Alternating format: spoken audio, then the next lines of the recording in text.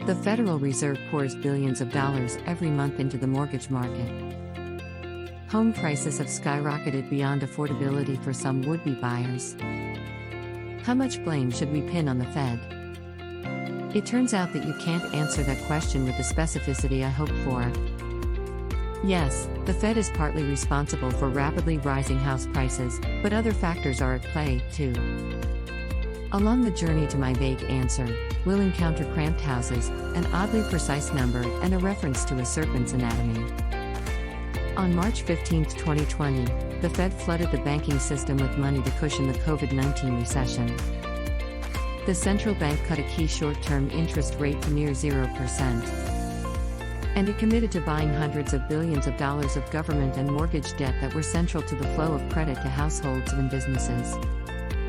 Since December, it has been buying at least $80 billion in government bonds and $40 billion in new mortgage debt each month. Mortgage rates tumbled after the Fed's announcement. The 30-year fixed-rate mortgage dropped almost half a percentage point within a month.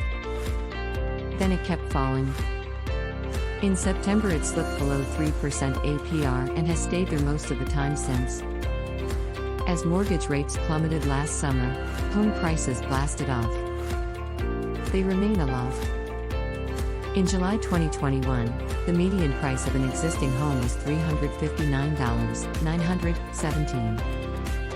8% higher than 12 months before, according to the National Association of Realtors. That brings us to the $40 billion the Fed is adding to the mortgage market every month. The money pushes mortgage rates lower, which brings in more buyers, who compete with one another by bidding up prices. Is the Fed's market intervention driving rapid increases in home prices? I pulled out a calculator. The Fed pumped $40 billion into the mortgage market in July, and people bought 647,000 new and used homes that month. If you divide $40 billion by 647,000 homes, the result is a little over $60,000 per home.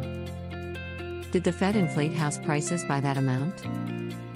Economists assured me that it's more complicated than that. Suppose Fed Chairman Jerome, Powell had just bought Treasury bonds and not mortgage debt, says Dean Baker, senior economist for the Center for Economic and Policy Research. We'd see largely the same story.